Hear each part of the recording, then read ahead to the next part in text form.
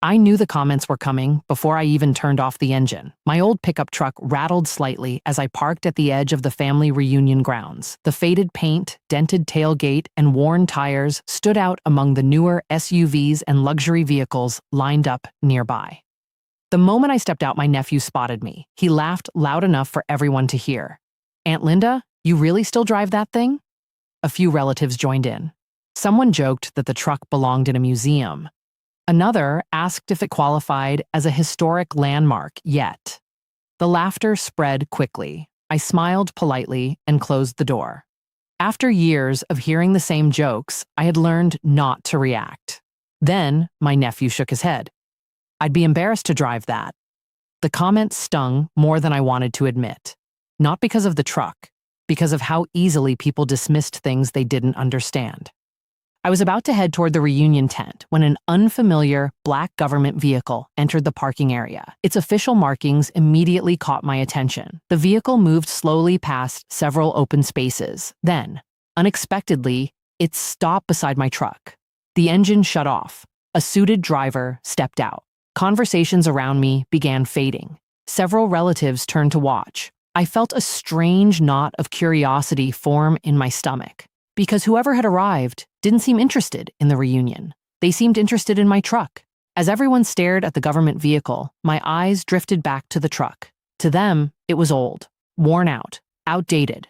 To me, it was something else entirely. I had owned that pickup for nearly 25 years, longer than some of my relatives had been adults. It wasn't pretty, but it had never let me down when someone needed help. That truck carried lumber for community projects, food for donation drives, furniture for neighbors who couldn't afford moving services. More times than I could count, it hauled supplies across town when local organizations were short on volunteers. During harsh winters, it delivered firewood. During summer heat waves, it transported cases of water. And whenever storms rolled through the county, it somehow became one of the first vehicles on the road. Not because it was special, because I used it. Family members rarely saw any of that. They saw faded paint, a cracked dashboard, an aging engine. What they didn't see were the stories attached to every dent and scratch. The truck wasn't valuable because of what it looked like. It was valuable because of where it had been.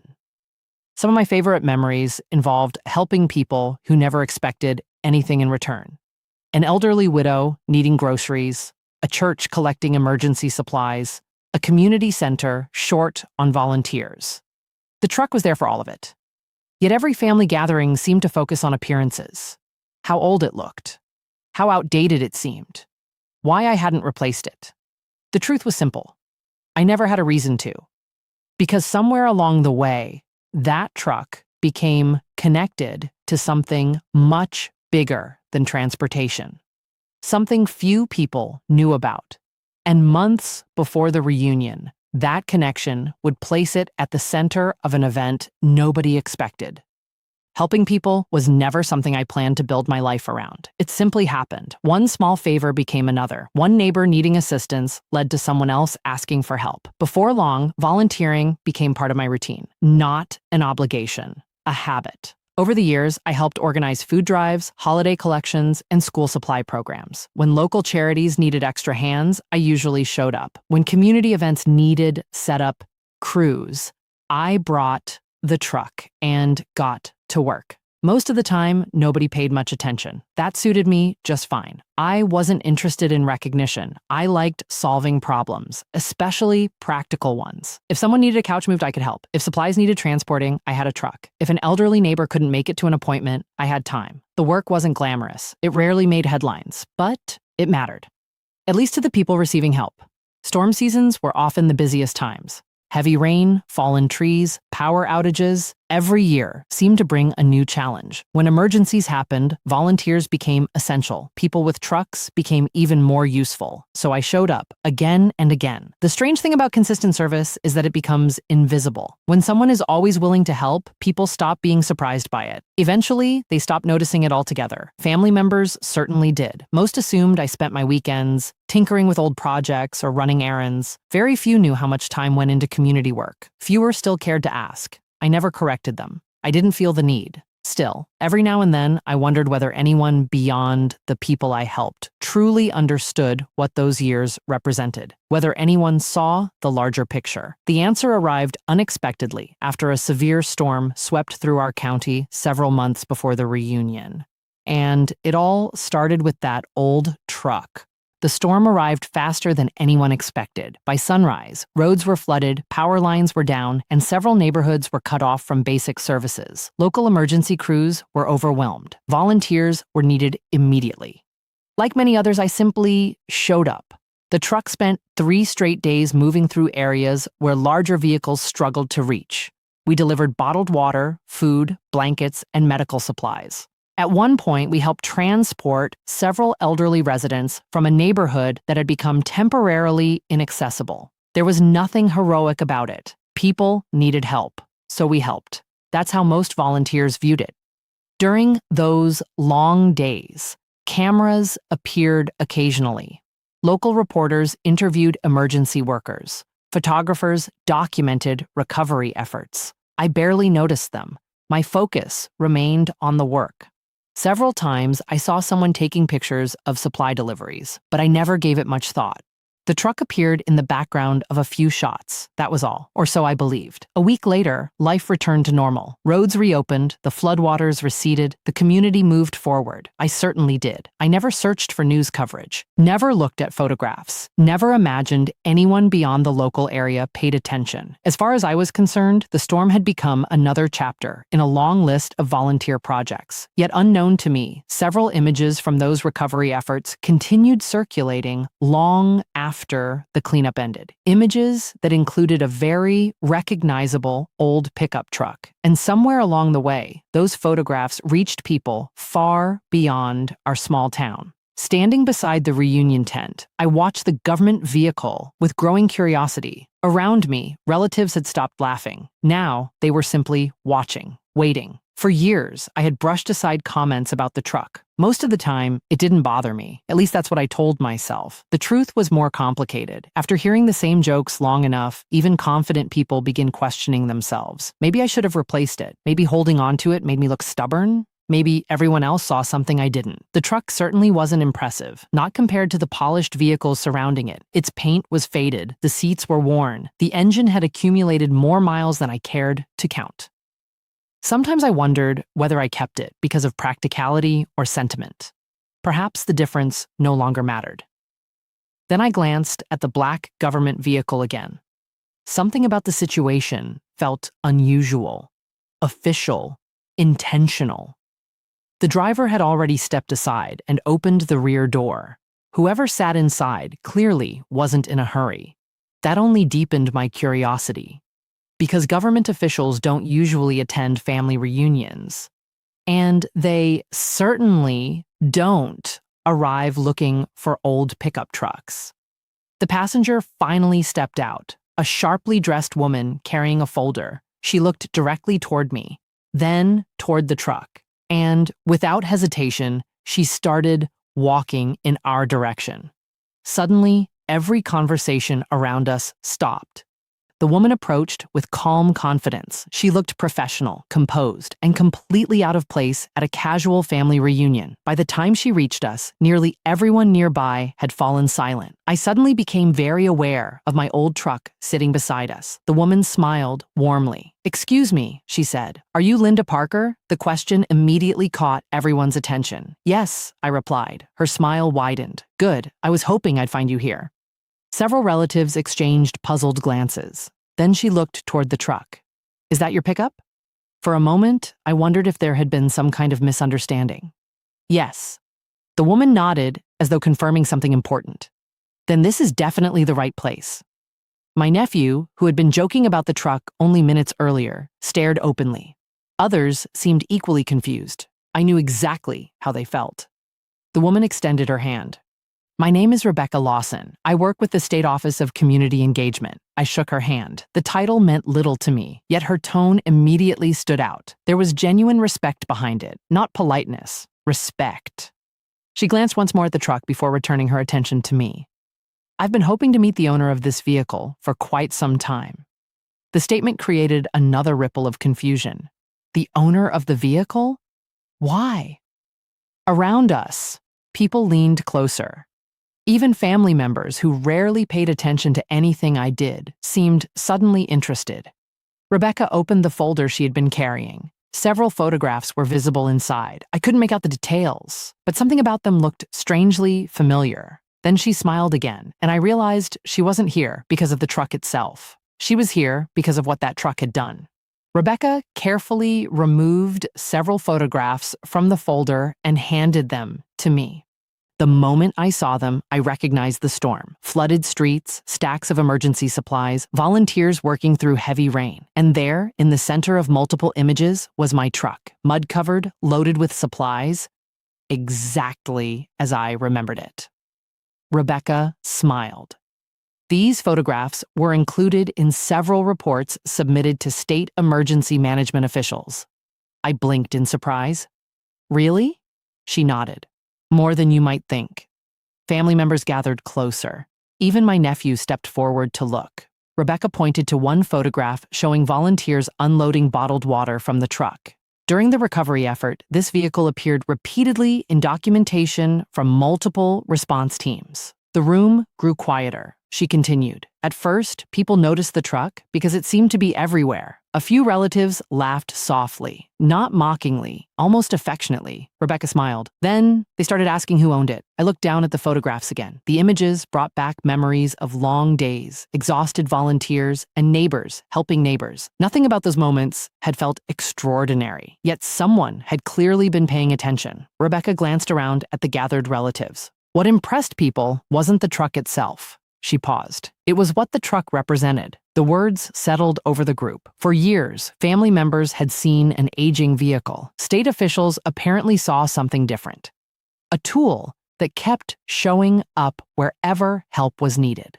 A symbol of reliability, of service, of commitment.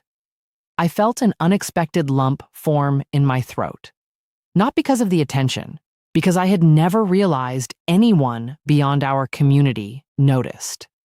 Rebecca carefully returned the photographs to the folder. Then she looked at me. The interesting part is that the truck wasn't the reason we came looking for you.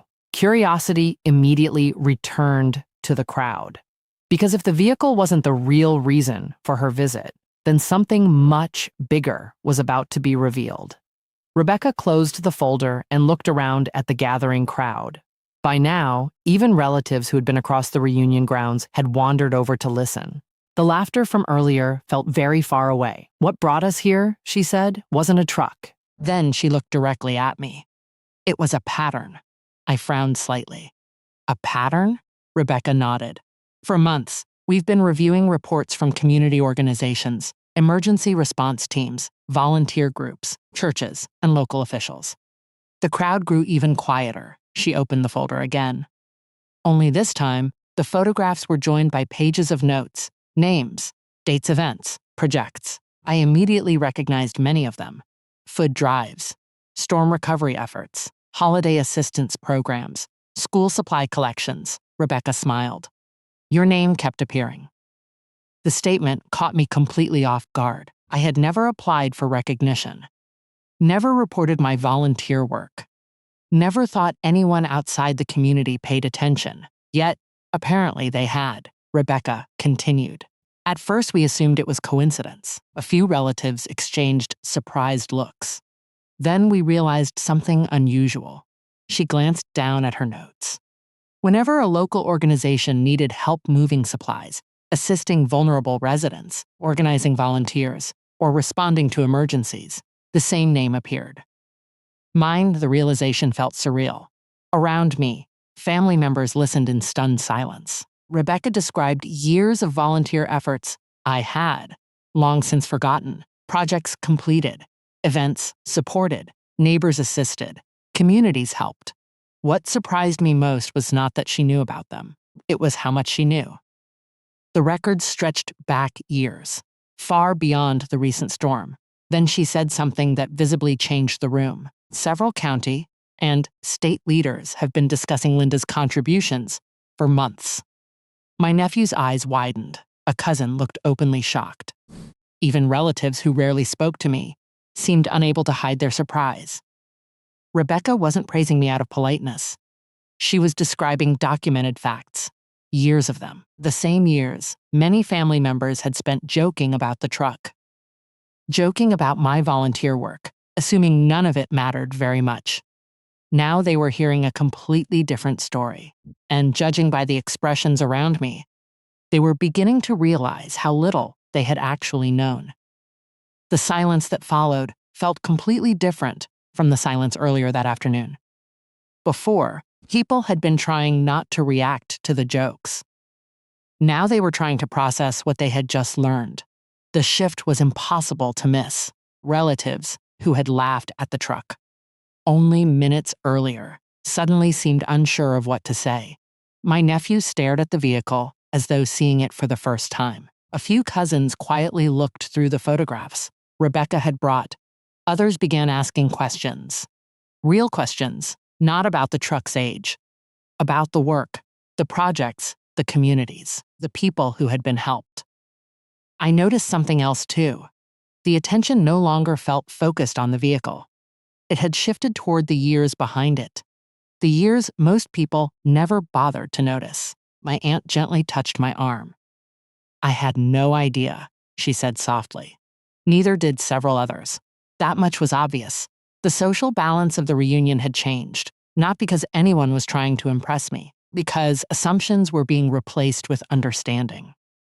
Yet, as I looked around at my relatives, one question continued to linger. Why had so many people failed to see something that seemed so obvious once it was explained?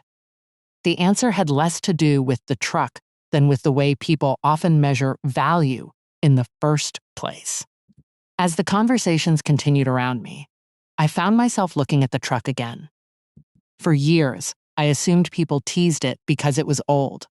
That wasn't the real reason. The truck had simply become a symbol, a visible reminder of values many people no longer prioritized. Most of my relatives weren't cruel.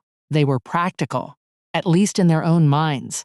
They measured success through things they could easily see: new vehicles, larger homes, career titles, financial achievements. Those things weren't wrong, but they were incomplete. When they looked at my truck, they saw age instead of usefulness, wear instead of history, appearance instead of purpose. The truck failed their definition of success. So, by extension, part of my life did too. The realization didn't make me angry.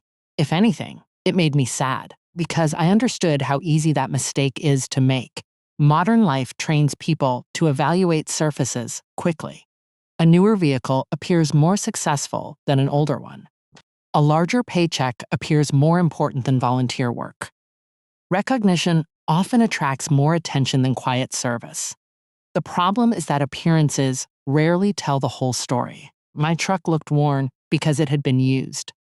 Used to transport food, used to carry supplies, used to help people during difficult moments. Its condition wasn't evidence of neglect. It was evidence of purpose.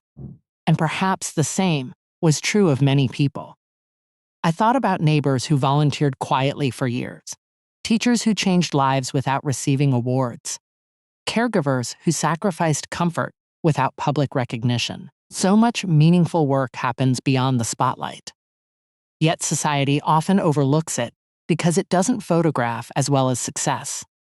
Looking around the reunion, I realized my relatives weren't simply reassessing the truck. They were reassessing their assumptions about service, about value, about what truly deserves respect. And in doing so, they were forcing me to reconsider something as well. Maybe the greatest lesson that day wasn't about how others saw the truck. Maybe it was about how I saw myself. After Rebecca finished speaking, people continued discussing the reports and photographs, yet my attention drifted elsewhere. Back to the truck, back to the years it represented.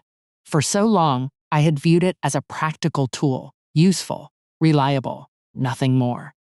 Now I understood why seeing those photographs affected me so deeply. The truck wasn't important because it appeared in reports.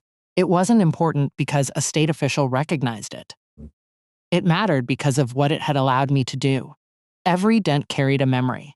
Every scratch reflected a task completed. Every mile represented someone helped, somewhere, at a moment when assistance mattered. The vehicle had become a record of service. A quiet one, but a record nonetheless. Rebecca's visit helped me recognize something I had overlooked. I spent years focusing on helping others, and very little time acknowledging my own contributions. That wasn't humility. Not entirely. Part of it was habit. Part of it was believing the work only mattered if someone else needed it. Now, I saw things differently. The value of those years didn't depend on recognition. Recognition simply revealed what had always been there: commitment, generosity, consistency. The same qualities that had guided me for decades. For the first time, I felt genuine pride in that truth. Not pride that required applause, the quieter kind, the kind that comes from knowing your life has made a difference. And once I accepted that, only one lesson remained. A few weeks after the reunion, I pulled into a grocery store parking lot and caught my reflection in the truck's side mirror. The vehicle looked exactly as it always had: faded paint, worn bumper, a few new scratches earned through honest work. Nothing about it suggested importance. That made me smile. Because I finally understood that importance and appearance are rarely the same thing.